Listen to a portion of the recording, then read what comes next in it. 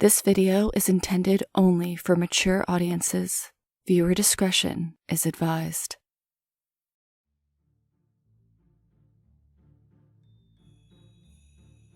We have an elf on the shelf like many families around the world.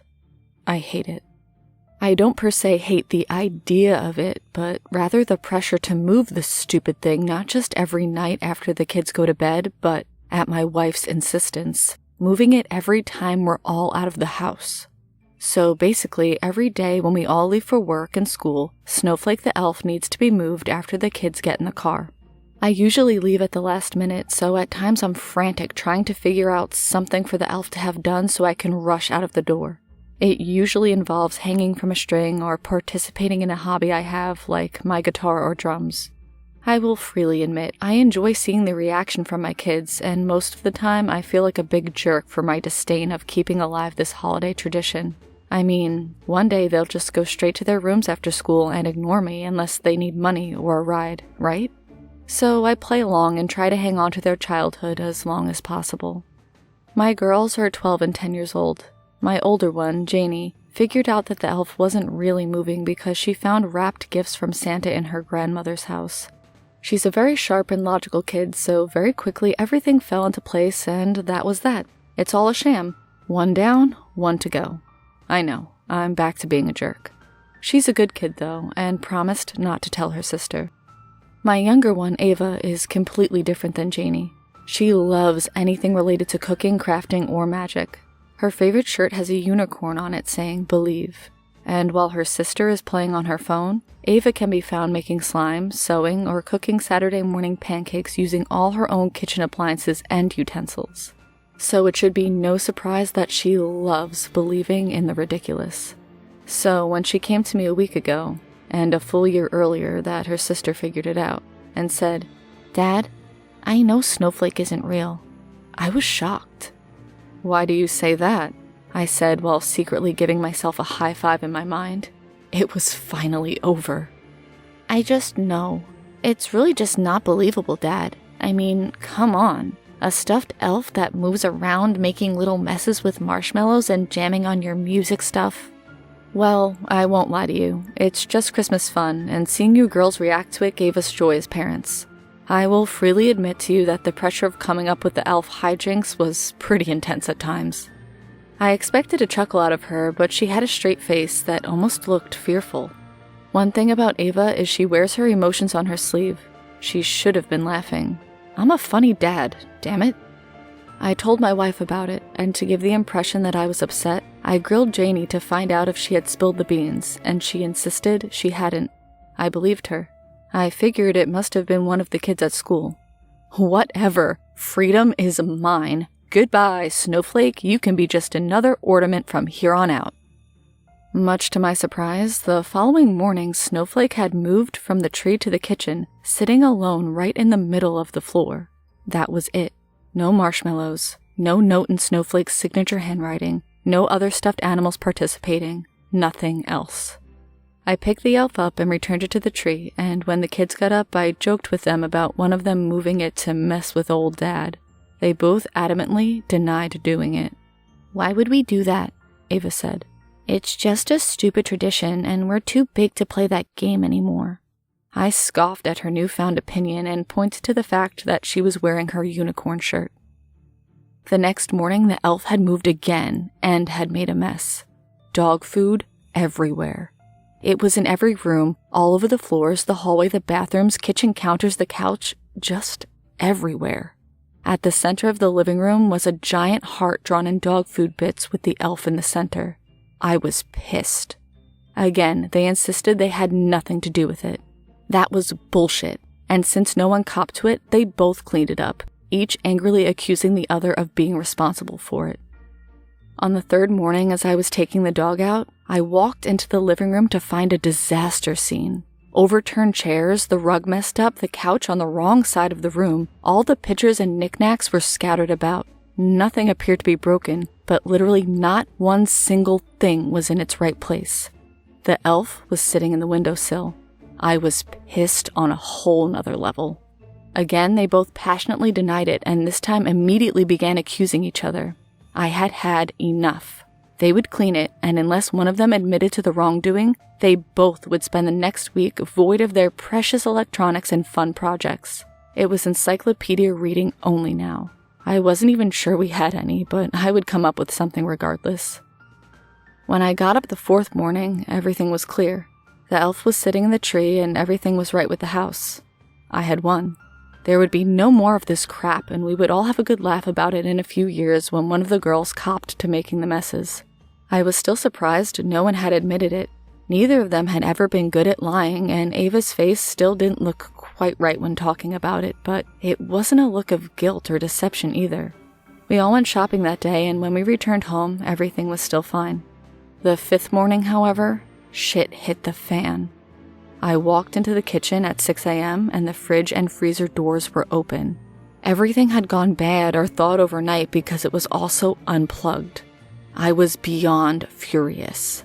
We had loaded it up with groceries for hosting the family Christmas next week and had spent around $400 to do so. The elf sat on top of the fridge, its legs dangling over the edge. I was so mad my hands were shaking, so to avoid doing something I may regret later, I sent my still sleeping wife a quick text and put my running gear on and went out into the cold for a very, very long run to contemplate how to put this ridiculous situation to an end. This had gone way, way too far, and I couldn't fathom how one or both of my incredibly well-behaved kids were not only still doing this, but kept pushing it farther every time. As I ran, I had an idea. When the dog was a puppy, we would set up a Furbo camera to keep an eye on him during the day. We didn't use it anymore, so I went up to the attic and retrieved it. That night, I would set it up somewhere inconspicuous and find the culprit in the morning. I would say nothing about today's transgression. I would clean it up, return to the store and replace everything, then find out the next morning who had done the deed. I just hoped whatever was done wouldn't be too bad. I set the camera in the back corner of the living room behind the Christmas tree. It had a nice view of the main room and hallway, where I would catch the transgressor leaving their bedroom. Morning, 6, today. I sleepily crept out of the bedroom in the dark as usual to avoid waking my wife. The dog didn't stir, so I went out into the dark hallway to find my phone and check the camera footage if needed. The pain was instant.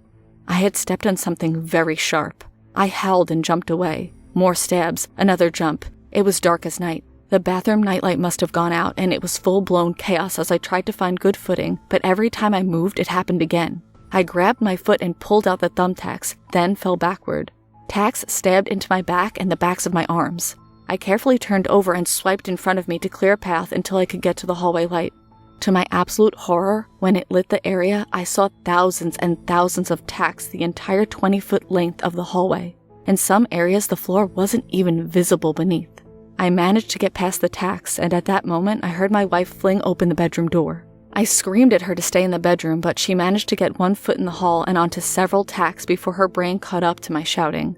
She screamed and quickly plucked the tacks from her foot and made a path using a laundry basket so she could get to me. The girls never stirred, or at least they were pretending not to stir. My wife helped me remove all the tacks. My shirt and pants were speckled with blood from top to bottom, and I was in a rage about bringing hell down on my household before I remembered the camera. "Someone is grounded for life and going to see a therapist!" I roared as I fired up the Furbo app. I tapped the notification for the motion sensor, and there she was on video. Ava, creeping out of her bedroom and disappearing down the basement steps where her crafting area is, and where she has a giant bin of used thumbtacks she found at a yard sale a few years ago. As expected, she reappeared with the tacks, and with a fearful look towards the Christmas tree, she went over and retrieved the elf. She set Snowflake on the doorbell housing that's mounted to the wall high above the hallway floor. She looked up at the elf with tears in her eyes and began to distribute tacks on the floor. Time stood still for me as every outside sound, including that of my wife's frantic comments, disappeared, and with great disappointment I watched Ava work her way from end to end of the hallway until only the space in front of her door was clear.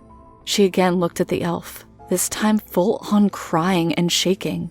What I saw next sent chills up my spine and will haunt me for the rest of my life, if I even make it much longer.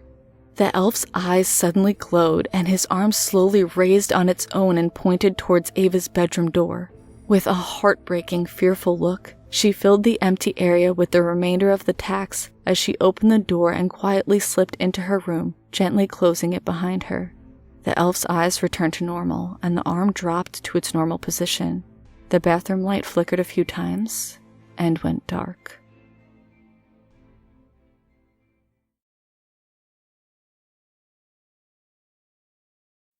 Okay, it's been a few days since the tack incident, and I wanted to update everyone and share some thoughts. I had some good suggestions in the comments before, so your input is welcome. Firstly, we are still 100% at DEFCON 1. No one has left the house for anything other than checking the mail, and eyes have been on both Ava and the elf at all times. The initial plan was to leave Snowflake sitting on the doorbell housing, but at the stroke of midnight the following day of the tack incident, the doorbell repeatedly chimed. The elf looked as unanimated as ever, but the ringing went on for a solid 15 minutes before I broke down and grabbed the thing and put it back in the tree. The ringing stopped the moment he was sitting on a branch, but then a few minutes later the angel fell off, or should I say it flew off and landed near the fireplace.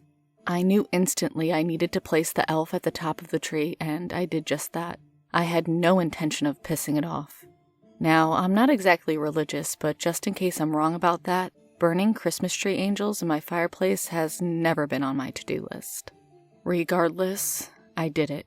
It was very clear to me the elf wanted it done, and at this particular point, I needed to fall in line. I have absolutely no clue what the elf is or isn't capable of, his intelligence, his strength, or what exactly he's possessed by. It has to be some sort of malicious entity, right? I know if I go grab that thing, run down the road with it, and chuck it off a bridge, it'll be back in the house the next day and angrier than ever. I mean, we've all seen the Talking Tina episode of The Twilight Zone, and we all knew Telly Salvis was fucked the moment he tried to take her out. I'm not going out like that. No way, no how. I will outsmart this little bastard. I will play his game if possible and find out what he wants and why he's gone and got his grips on my little girl and send him packing into whatever black hole he came from. Or is he an it? I don't know. For now, he's an evil elf and I'm a pissed off Santa Claus with murder on his mind. After we got the tax picked up and everyone calm, I decided it would be a good idea to take a careful look around the house and yard to make sure there were no other sadistic traps set up in the days prior to my video endeavor. We had already pretty much covered the ground floor and upstairs, so I cautiously walked around the basement, family room, storage room, and the laundry room. All clear. I headed outside and started walking around the property. We're at the end of the fall season right now, so my giant oak and hickory trees have done some real leaf-dropping damage to the yard. Just on a hunch, I grabbed a rake and kind of tested the ground in front of me as I walked and looked at things. Suddenly, the rake took a dip and fell in a hole. I pulled back and cleared the area. It was a deadfall. A pit about as big as a manhole cover and a couple feet deep had been dug, and sitting at the bottom were a few big rusty nails hammered into a piece of wood and sticking up for a tetanus-inducing stab through an unsuspecting foot. I figured the trap must have been specifically for me because I'm the only one who ever goes in the backyard. Oddly enough, a rotten trampoline and seasonal yellow jacket nests aren't appealing to the neighborhood kids. I turned the nails over in the hole and laid a big piece of wood across the top, then ventured over to my shed. The outside of it and the roof both looked fine, so I peeked through the side window and took a look. Everything looked okay, and I was about to head back to the house when I noticed a bucket over the door inside, and attached to it was a piece of string arranged so the bucket would turn over when someone walked through. Again, I knew it had to be for me because no one else ever uses that shed. I carefully opened the door and cut the string with my pocket knife, then reached up and brought the bucket down. I was expecting motor oil, or maybe gasoline, sulfuric acid, or maybe just dog poop. My pups and my wife and I refer to our cul-de-sac as Turd Alley. Much to my surprise, though, the bucket was surprisingly light. I chuckled a bit, thinking I had outsmarted my enemy, until I looked inside. Staring back at me were 7 black widow spiders. Fuck, fuckity, fuck. Not only does that stuffed devil want to put poisonous spiders down the back of my shirt, but it also made my little girl find them, presumably in our wood pile. I ran back to the house and told my wife what I found. She was beyond frantic as she ran over and checked Ava's hands for bite marks and rusty nail scratches. Everything was fine. I walked into the kitchen, brewed a cup of coffee, and sat down to think. Despite my exhaustion from lack of sleep and all the emotional highs and lows, I've been grinding my gears all day trying to figure out a solution using logic instead of panic. Luckily, school has let out for the holidays, so I have until January 3rd to figure this out. Unless I die first, of course. If Ava goes back to school in this condition, I'll have Child Protective Services at my door in a heartbeat. And what can I say? We have this dickbag-possessed shelf elf keeping us on lockdown and doing his bidding? Thank God my wife's a teacher, so she's off as well and can trade off with me in keeping an eye on everything. So, since I don't know yet what, if anything, it wants, I've thought of some possibilities for what the elf is and how to deal with it and the potential consequences. One, and the most obvious, a demon. Somehow, a demon has zoned in on my house and taken possession of this elf we've used for the past 5 Christmases, and this year from December 1st until the day of this shitstorm. It's always a demon, right? It's toying with us and hell-bent on destroying our family or driving us into madness, one jump scare at a time. Solution. Call a priest or demonologist, or maybe that guy from Paranormal State. Get them in here, do a Ouija board or seance or something, and hold up some crosses in holy water and we knock this shit out. The downside to that is all hell breaks loose and the priest hauls ass, and we leave in the middle of the night with nothing but the clothes on our backs and end up in a single-story motel room with a flickering vacancy sign and a guy with a greasy mullet behind the front desk, only to discover the entity followed us anyway. 2. Poltergeist. Okay, so if I'm really trying to stay optimistic, getting thumbtacked to the point of looking like a salt shaker isn't technically an attempt on my life. Theoretically, it was just slightly worse than an episode of Jackass experimented via my Oculus. Black widow bites can take quite a while to become a big deal, so I definitely would have lived through that one. Tetanus, dog food, overturned furniture, the fridge. Still pissed about losing all that Cool Whip. The doorbell. Those are practically the same as lights flickering and knickknacks getting turned around and whatnot. I mean, the treetop thing alone says the elf has an ego, so maybe we could work around that. I'm willing to sacrifice some of my power and let the elf run things for a while. Besides, it's not tall enough to get my toothbrush off the bathroom sink and rub it through its butt crack or something. Maybe if I just publicly submit, it'll chill out and rule its kingdom a bit less dangerously. Solution. Play the game, be vigilant, and hope the entity goes away after Christmas. Optimistic, I know. Naive, definitely. The possible result to this plan is it manages to sink its claws into my other child, and I or my wife end up sacrificing ourselves to save the girls. I can just see one of us doing the classic movie ending. While fighting the elf, one of us falls over the banister and lands on a strategically placed glass coffee table. Crap, I just realized that we do in fact have a glass coffee table, so that shit is going into the basement pronto. If this was a larger foe, I would leave it there as a trap, but my throwing arm and aim are shit, band geek. And the elf is too light to smash the glass, so there's no point. 3. Vengeful spirit. I feel like this is the most likely answer. I've watched a metric shit ton of Supernatural over the years, and Sam and Dean have run across a few of those douchebags that can't just accept their fate and move on to whatever afterlife they qualify for.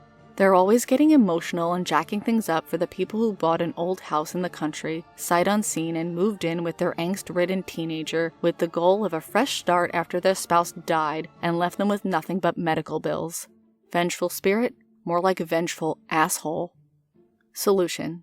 Find out as much as I can about the entity via interaction with the elf. Then go to the library, bust out the microfilm, and research local deaths, murders, abductions, Indian burial grounds, delinquent taxes, local occult activity, and anything related to previous owners of my house.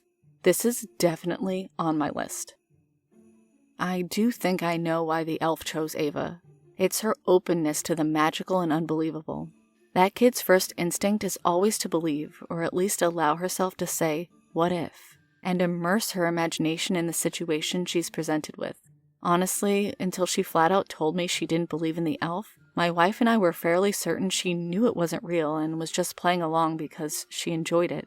I bet that damned elf started off being playful and friendly until she was hooked, then gradually began to show its true self. It could have been working on her for a while, and whatever it said to her or threatened her with, it must be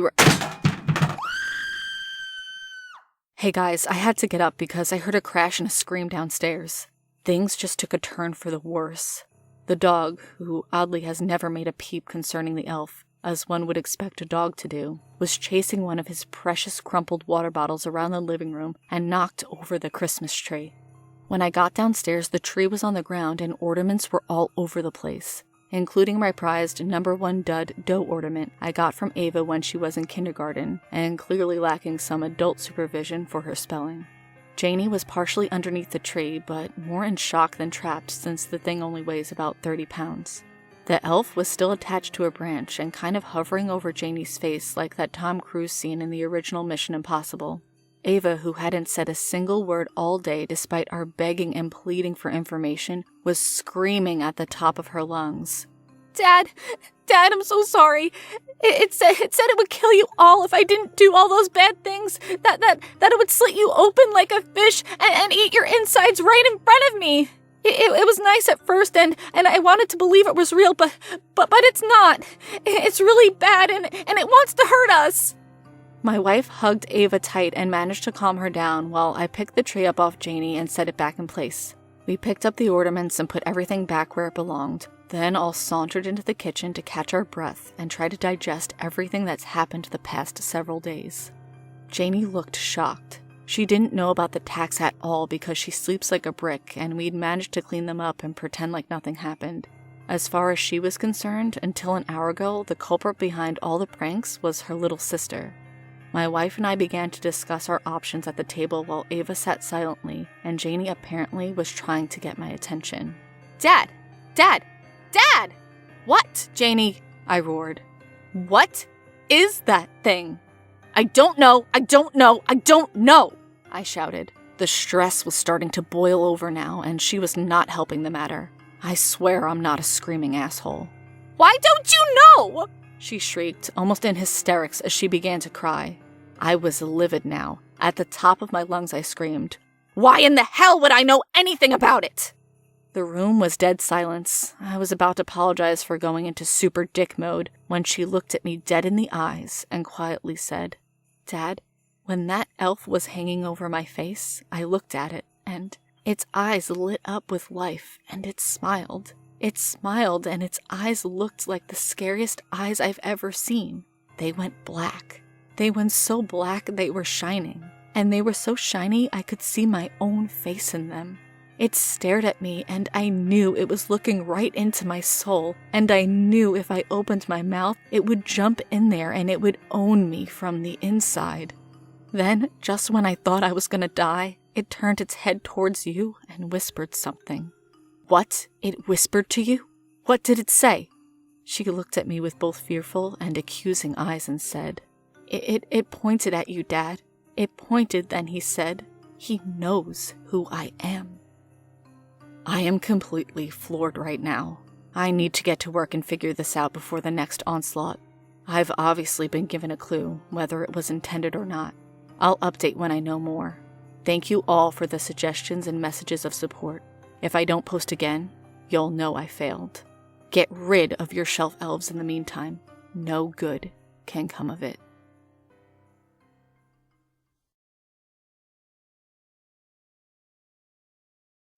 Hey all, our problems are over. I figured things out and we've taken care of the situation.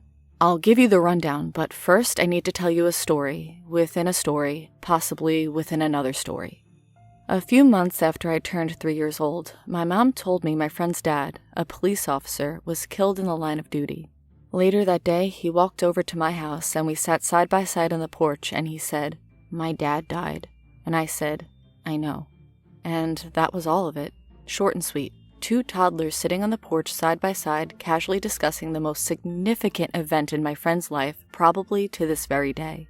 And though surely he's never forgotten the loss, it's very likely he doesn't remember the moment we shared on that porch.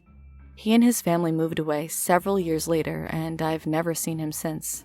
I've never forgotten that day on the porch, though, and in fact, it's my earliest memory. As we age, the events and interactions we experience can pull old things to the surface. Having kids of my own has caused a flood of memories from my own childhood when doing the same things. The first time I carried Ava in the deep end of the pool, it reminded me of licking the salt water off my dad's shoulder as he waded into the ocean with me on his arm. Memories like that are precious, and I've unearthed many over the years as parenting and existential pondering have brought things back to me. It's not all sunshine and rainbows, though, and the events of the past few weeks have resurfaced something horrific. Something I must have blocked out close to 20 years ago. It goes like this. My brother is an asshole. As personalities go, we're polar opposites. I've always been a fairly laid-back guy, slow to anger and quick to apologize. I love my wife endlessly and try to be the best dad to my kids, except when losing my mind being tormented by an evil stuffed elf. Jeff is a drunk absentee father and philandering husband. He's a gambling addict and a bully, and just a real dickbag in general. He's also my identical twin. Yeah, plot twist, I know. It wasn't intended that way, but I've spent the larger portion of my life pretending he doesn't exist. I literally have no good memories of him after about 6 years old. Back in the summer of 1994, when we were 15, Jeff's bullying was reaching a peak. He never bullied me, presumably because of the twin thing, but he was a little tougher than I was, so I usually couldn't do a lot to stop him when he got going, which was pretty much all the time. There was a kid named Joey who lived in our neighborhood, and he and I hung out a good bit. If you can, imagine the most stereotypical movie nerd kid in every way, shape, and form. Then you're picturing Joey. I don't think I need to tell you any more than that about him, except that he did have a bit of a fascination with magic, old spells, and witchcraft kind of stuff, after a few too many Dungeons & Dragons and Magic the Gathering sessions. Jeff absolutely hated Joey. Every single time Joey came over, Jeff made sure to stop in and call him a loser, but he never physically assaulted Joey because one of our parents was always home and he would have been in serious trouble. Joey told me once the only place other than his own house he felt safe was in our house, sharing 4 walls with his tormentor. Even then, hearing that made me feel sad. We tried to tell my parents about the bullying several times, but as far as they were concerned, boys would be boys, and I should be able to keep Jeff under control when they weren't around. Had they seen the extent of what Jeff could do, it would have been a different story.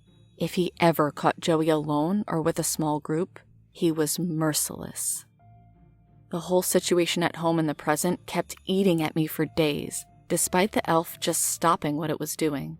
It was still moving to let us know it wasn't gone, but I guess after it told Janie about me knowing who it was, it decided the ball was in my court. The pressure was still on for sure, but I appreciated the break I was given and worked hard to figure it out. I almost felt like I owed it a little bit to the demon. I revisited the situations both mentally and physically, aside from hurting myself, and 3 days ago I finally recalled some things. I eventually discovered I can correlate each of the elf incidents with an interaction between my asshole twin and my good friend Joey. I just can't believe I managed to forget all of this, and I mean all of it. The dog food. One day in 8th grade, Jeff followed Joey to the bathrooms, knocked him down, and force-fed him wet dog food from a Ziploc bag. He basically vomited it back up all over himself. Then Jeff smeared the brown dog food on Joey's clothes, including the back of his pants. Jeff denied it all, and there was no evidence to back up the accusation. The living room mess. Not long after the dog food incident, Jeff trashed Joey's locker after he wouldn't let Jeff cheat on a test. Everything in the locker was destroyed, including Joey's homework, textbooks, and a large story assignment. In addition, diary-style writings and poems he'd written about his crush were copied and distributed around the school. Everyone knew better than to rat Jeff out, so it went unpunished. The fridge. The summer before 10th grade, while Joey and I were exploring a junkyard, Jeff came along and shoved Joey in an old 50s-era refrigerator and rolled it over a hill. It knocked Joey unconscious, and I barely managed to get him out of there before he would have likely suffocated. The tacks. Jeff put a tack in Joey's chair during science lab, causing him to knock peroxide on his crush's back, bleaching part of her hair in the process. Joey was suspended because his test tube wasn't secured properly. Jeff got detention after an Oscar-worthy performance, claiming he was trying to throw the tack in the trash can to Joey's left. Joey's crush was mortified and never forgave him. The Deadfall. Jeff set up a deadfall in the woods where Joey and I would play and explore. Joey stepped in it, and a rusty nail went through his foot, resulting in tetanus from the soil. It wasn't treated quickly enough, and spasms caused him to fall on some stairs, resulting in a badly sprained ankle. The spiders. The end. Jeff forced Joey to walk through an old dilapidated shack in the woods when he went camping with our family. Joey was bitten by multiple black widow spiders. Although with all the dirt and debris falling on him, no one realized it, including him. The symptoms had progressed so far by the time he sought medical treatment that after a long stay in the hospital, he died. During his time in the hospital, when it was discovered Joey was bitten, Jeff held a broken safety razor to my throat while standing in the hospital room in front of an unconscious Joey and told me he would gut me like a fish. Sound familiar? If I implicated him. When he released me, I could see in his eyes he was 100% serious. Joey was gone, and I was mentally defeated. That was the last straw for me. I withdrew from everyone and everything for a long time after that, only really getting myself back after a bit of therapy and meeting Amy, the girl who would become my wife. Meanwhile, Jeff, somewhat realizing what he had done, turned into an even bigger asshole and drowned any shred of guilt in alcohol and destructive behaviors. He did manage to land a beautiful wife in the process and had 3 great children, primarily because she kept him away from them as much as possible. Jeff had a solitary job as a crane operator, earning a nice living and working long hours alone with no one to torment. I've never spoken to Jeff after I moved out of the house during college, including at our parents' funerals. So once I put these pieces of the puzzle together, one obvious question remained. Is Joey the inhabitant of the Shelf Elf? And if so, how the hell did he get in there? Then it hit me like a slap in the face. The elf reveal for this year was on a family camping trip the weekend after Thanksgiving, which was a few days before this all started. We were staying at the same campground at the same state park as the scene of Joey's ultimate demise. And once I started to recall everything, I believe it was also the same camping spot. I remember because it's right next to the walking trail where the old shack was. Amy set the elf up on a tree stump to appear that it was roasting marshmallows in the center of a weird circle of rocks someone had arranged. I realize now it must have been some sort of weird altar or table. Maybe it was just some kids goofing off, but they did something right because it had become very apparent that Joey's spirit was floating around there and got into the elf. What an insane, seemingly improbable situation. But if it really was Joey, then I knew exactly what I had to do and set to work on my plan. I called Jeff that very day. I had his number from our mom's address book. Hello? Jeff replied, clearly drunk. Jeff, it's Matt. Matt, what the fuck do you want? If you're calling for money or some shit like that, you can hang right back up. Actually, you must be calling about money. We have nothing else to talk about. Actually, Jeff, I am calling about money, but it's to give you some. When she passed last year, Mom had an insurance policy I didn't know about at the time. The insurance company received notice of her death and reached out to me. You know, I'd rather piss razors than give you anything, but I'm legally obligated to hand you the check. How much money is it? His voice was suddenly very sober and very polite. It wasn't a large policy, but the check will be for just under $10,000. Tomorrow we're headed up to the state park campground around an hour from your place if you want to stop by and pick it up. Otherwise, I can't get it to you in a while. I have to hand it to you and get your signature. Yeah, absolutely. Just text me the campsite number and I'll come right over. He sounded very excited, as I expected. Jeff and I finalized the details, then Amy and I set to packing up some things for what would hopefully be a very brief visit to the campground. The next day we got in the car and headed for the state park. I told the girls what was going on, skipping some of the worst details of the situation. They hadn't even met their uncle and I spoke very little of him. Basically, all they knew is Jeff bullied Joey and got him into an accident that caused his death, and I intended to get Jeff and the elf to share some space, hoping maybe Jeff would apologize and Joey's spirit could pull some ghost whisperer shit and drift off into the afterlife with its issues resolved. Since the elf didn't seem to mind being attached to the Christmas tree, I used some string to dangle it from the rearview mirror where I could keep an eye on it. We got to the campground and picked a spot away from the other few occupied campsites. I sent Jeff the text as planned and he arrived an hour later. He was clearly very excited. I figured he probably owed a loan shark or needed cash to keep one of his many mistresses coming around. I gave the elf to Ava. I don't know why I did that. I just knew I should. Jeff asked for the check, and I told him he had to listen to a short story before I would give it to him. He was on his best behavior and agreed. As we all know, it's a long-ass story, and he listened to every word of it and clearly had a look of disbelief on his face. The last thing I said to him was, "I'll hand you that check after you look that elf in the eye and apologize sincerely. Apologize to Joey and let him be free. Let his soul depart to heaven." I was making shit up as I went, but I was desperate. Jeff scoffed and called me a douchebag, and then stood in front of Ava as she held the elf up to his face. Jeff took a moment before speaking, and I could swear his face took on a look of regret. Then, to my absolute shock, he spewed forth some of the sincerest words I've ever heard, and certainly the sincerest to ever leave his lips. It was almost heartwarming. The elf's eyes glowed a bit, and Jeff was very clearly looking directly at it. He started to speak once more, but abruptly stopped and coughed, then told Ava it was nice meeting her and came back over to me. With a lot of relief and shame in his voice, he said, "I know there's no check, Matt. I knew it when I saw the elf's eyes show signs of life.